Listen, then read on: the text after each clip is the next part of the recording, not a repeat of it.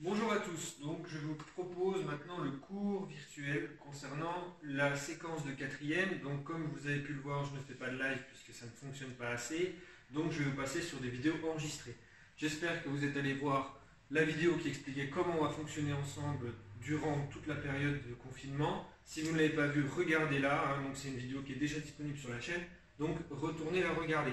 Dans tous les cas, je rappelle quand même rapidement ce qu'il faut ne pas faire ou ce qu'il faut faire. Vos questions, il faut absolument les poser dans l'espace de discussion qui est dédié à ça. Donc il ne faut pas m'envoyer de mail personnel, envoyez bien vos questions dans l'espace de discussion. J'en recréerai un après cette vidéo pour la période de travail suivante.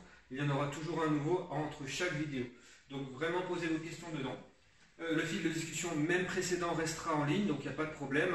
Je pourrais revenir regarder s'il y a des questions à faire qui portent sur des choses qu'on aurait déjà vues. Je peux encore répondre à ces questions parce que je peux encore avoir accès à ce fil. Vous ne me renvoyez pas le travail, on est d'accord, c'est pas la peine. Je mettrai un quiz à la fin, on va dire, de la semaine prochaine pour déjà voir ce que vous aurez fait jusqu'à présent. Et ensuite, peut-être qu'on verra si vous rendrez un travail après ça. Alors, donc, je vais vous montrer maintenant la vidéo en deux parties. Donc, vous allez d'abord avoir la correction des exercices, explication du cours. Alors, pour ce qui concerne cette partie, vu qu'il n'y a pas de récit, il n'y a pas d'explication de cours en particulier, vu qu'on est sur une étude de cas particulière, eh bien, du coup, là, on va juste faire la correction d'exercice. Je rajouterai des éléments de réponse, mais ça ne va pas être non plus quelque chose de très lourd. Donc, ça va être une vidéo courte. Je vous donnerai ensuite, en partie 2, les devoirs à faire pour la prochaine fois, c'est-à-dire pour lundi. Donc vous aurez à faire les devoirs pour lundi. Attention à bien regarder sur le cahier texte, mais je vous donnerai également les détails dans la vidéo.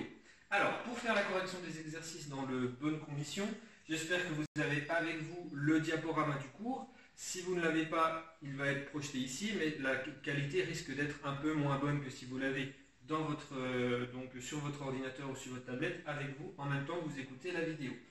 Donc posez vos questions sur le fil de discussion.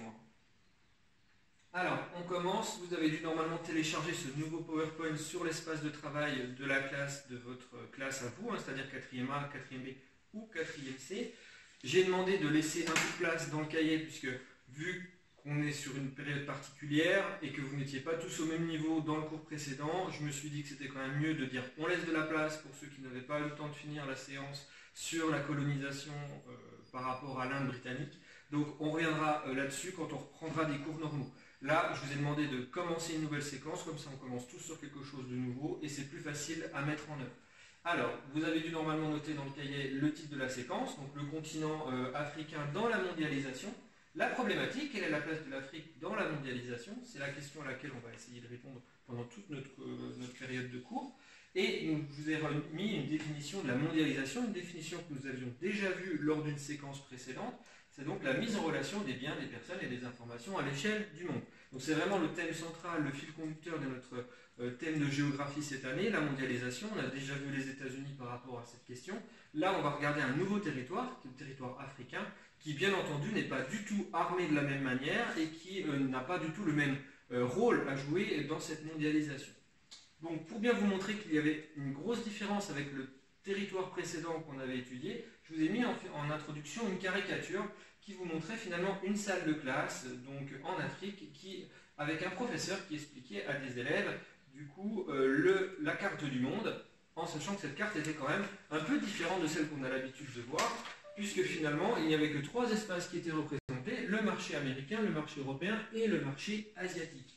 Ici, ce qu'il fallait montrer, c'est que par rapport à notre thème qui est le continent africain, eh bien on se rend compte que ce continent africain n'apparaît pas sur la carte, ce qui voudrait dire que finalement, dans le monde, l'Afrique n'a pas d'importance, ou en tout cas est invisible, tout comme d'autres territoires, et que seulement 3 territoires sont vraiment majeurs et occupent la majorité finalement des discussions et on va dire de l'intérêt, c'est-à-dire le marché européen, le marché américain, le marché européen et le marché asiatique.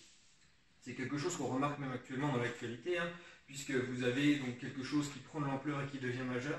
Quand il est dans ces 3 espaces-ci, eh bien, on en parle beaucoup plus que quand c'est dans les espaces qui ne sont pas représentés, comme l'Afrique ou l'Amérique du Sud, par exemple. Donc c'est vraiment quelque chose qui se voit, qui se comprend quand on regarde l'actualité, quand on regarde les sujets majeurs de thèmes économiques, des thèmes géographiques. Et donc l'Afrique n'apparaît pas comme un territoire important dans cette mondialisation. Donc ça, c'est une vision, on va dire, de base qu'on va avoir en a priori, puisqu'on ne connaît pas bien l'Afrique. C'est quelque chose qui est assez méconnu, même dans nos pays où nous avons quand même une éducation assez poussée sur la géographie mondiale. Aller poser des questions à des gens dans la rue sur situer des pays en Afrique, c'est quelque chose de plus compliqué que de placer des pays d'Europe, des pays d'Asie ou des pays d'Amérique. Donc l'Afrique est vraiment mise finalement un peu à l'écart, et cette séquence est là pour essayer de montrer que eh bien, ce n'est pas parce qu'on la met à l'écart souvent qu'elle n'a pas d'importance ou qu'elle n'a pas un rôle à jouer dans cette mondialisation. Donc ici, il fallait juste m'expliquer comme quoi l'Afrique n'apparaît pas bien, n'apparaît pas du tout sur cette carte qui vous a montré qu'elle n'a pas d'importance. Alors, la deuxième diapositive, c'était le début de la séance 1. Donc comment l'Afrique australe s'intègre-t-elle à la mondialisation? J'espère que vous avez bien tout écrit dans le cahier en respectant les codes couleurs, donc en rouge souligné, et que vous mettez bien entendu vos exercices au stylo et vos travaux au crayon de papier. Comme ça, quand vous corrigez, c'est plus simple. Donc vous avez la grand A, les atouts et les faiblesses de l'Afrique australe. Donc on appelle l'Afrique australe toute la partie finalement sud de l'Afrique, sauf qu'on préfère parler d'Afrique australe puisqu'il y a déjà un pays qui s'appelle Afrique du Sud. Donc on pourrait dire Europe du Sud, Amérique du Sud. Dire Afrique du Sud, c'est un peu problématique puisqu'il y a un pays qui a ce nom. Donc on parle d'Afrique australe pour parler de toute cette partie sud, cette pointe de l'Afrique que l'on revoit sur cette carte. Alors, le premier document était une région riche en ressources, une carte qui vous montrait avec des symboles sur cette carte un certain nombre de ressources qu'on pouvait retrouver dans cette région, dans ces pays d'Afrique australe. La première question était assez simple. Quelles sont les richesses de l'Afrique australe? Il suffisait de regarder la légende de cette carte et de replacer dans votre réponse. On retrouve de l'or, du diamant et des métaux, donc des ressources minières, mais également des ressources énergétiques avec du pétrole, de l'uranium, du charbon et du gaz. Ça, c'était assez simple. J'espère quand même que dans votre réponse, vous avez pu quand même indiquer que ce n'est pas parce qu'on en retrouve qu'on n'a pas autre chose à dire. On peut remarquer quand même qu'on en retrouve assez largement. C'est-à-dire que ce n'est pas quelque chose qui n'est pas non plus très diffusé. Là, on a quand même un sacré paquet de ressources qui sont dans cette région, des ressources donc assez nombreuses. Question numéro 2, en quoi ces richesses sont-elles intéressantes dans un contexte d'économie mondialisée? Alors, l'intérêt dans un contexte d'économie mondialisée de ces ressources, c'est que nous avons des ressources rares, des ressources convoitées. Ici, vous avez par exemple du pétrole ou du gaz, qui sont des ressources énergétiques très importantes dans le monde d'aujourd'hui pour le transport, pour l'énergie, la création d'énergie électrique, pour on va dire, le fonctionnement des entreprises. Donc vous avez un certain nombre de ressources qui sont rares. On le sait, aujourd'hui on ne trouve pas ces ressources partout. Ce n'est pas parce qu'on veut du pétrole qu'on peut creuser dans son jardin et en trouver. Donc c'est quelque chose d'assez rare. Donc on a quand même du pétrole, du gaz en quantité dans certaines régions d'Afrique australe.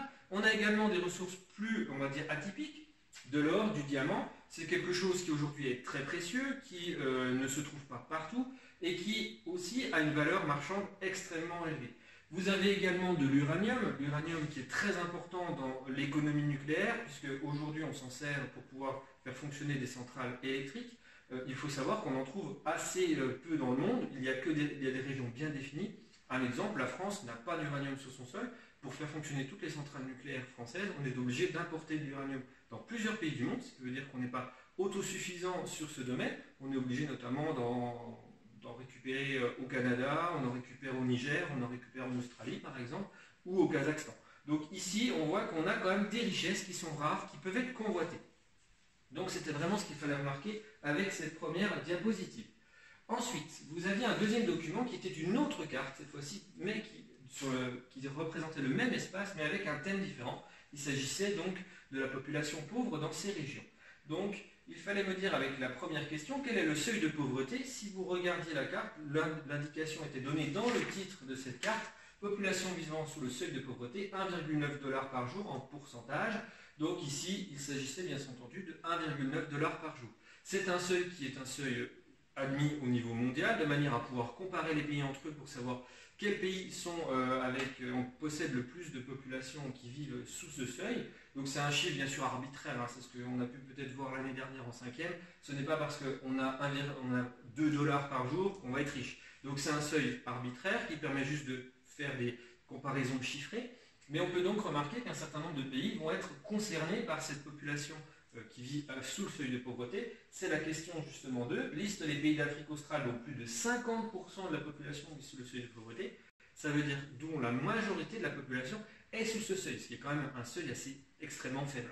Et donc on se rendait compte, quand on regardait les différentes couleurs, il suffisait tout simplement de regarder les chiffres. Ici c'était bien entendu des pourcentages, donc on avait des fourchettes de chiffres entre 29,6% et 44,80, on trouve entre 46,70 et 54,70. Donc il suffisait tout simplement de prendre tous les pays qui étaient dans ces tons de couleurs, c'est-à-dire les trois plus foncés, et on se rendait compte qu'il y en avait un certain nombre, puisqu'on avait donc la RDC. La RDC c'est un diminutif de République démocratique du Congo. On a la Zambie, le Mozambique, le Zimbabwe. On a également donc l'Afrique du Sud et Madagascar qui étaient donc dans cette situation. Bref, quasiment tous les pays, mis à part donc ces trois pays ici et la Tanzanie qui est de l'autre côté. Donc c'est une région où énormément de gens vivent sous le seuil de pauvreté. Qu'est-ce que cela nous révèle sur cette région? Eh bien c'est ça. Ça montre qu'on a beau ici être dans une région où il y a des richesses, eh bien il y a extrêmement beaucoup de gens qui vivent sous le seuil de pauvreté. Donc la question 4 qui était compare cette carte avec celle de la page 278. Donc normalement dans le PowerPoint j'avais pensé donc vous montrer la carte qui était donc le document 1 sur votre manuel. En fait j'ai oublié de changer la question et donc c'est pour ça que j'ai expliqué dans le fil de discussion. La carte page 278 c'est tout simplement la carte du document 1. Donc si on compare les deux cartes, eh bien, on se rend compte qu'il y a quand même une situation paradoxale. On a des richesses très importantes et qui rapportent normalement beaucoup d'argent dans une région qui pourtant comprend énormément de gens très pauvres. Donc c'est vraiment là-dessus que je voulais qu'on soit vraiment tous au même niveau aujourd'hui, c'est de voir qu'on est dans une région où il y a des choses qui sont intéressantes dans le monde, pour le monde, et pour autant on a des gens qui ne profitent pas de ces richesses puisque beaucoup de gens vivent sous le seuil de pauvreté. Donc je vais en rester là pour cette vidéo puisque je ne fais pas de cours au-delà de ça. Je vais juste vous donner donc les devoirs à faire pour la prochaine fois. Vous avez du coup à faire les exercices des diapositives 4, 5, 6 et 7. Vous avez l'impression qu'il y a beaucoup de diapos. En fait, il faut savoir que la diapositive 6 n'a pas de questions.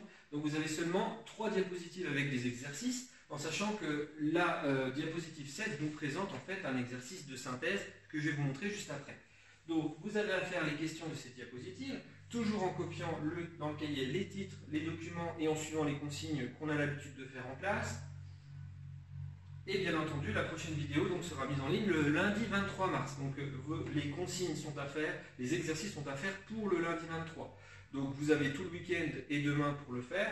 Donc ça vous laisse quand même un peu de temps, en sachant que la dernière partie est un peu plus complexe. Vous avez en fait la synthèse de cette première séance à faire avec l'aide des réponses que je viens de vous donner, mais également des exercices que vous allez faire jusqu'à lundi.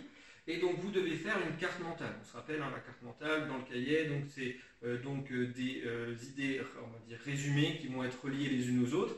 Ici, je vous les ai déjà pré-données, on va dire, de manière à ce que ce soit plus simple, moins compliqué pour vous. Par contre, je n'ai pas voulu non plus tout vous donner, donc j'ai laissé des petits points, ce qui veut dire que là, vous avez des choses à renoter par rapport à ce que vous avez en information, en connaissance depuis le début de cette séance.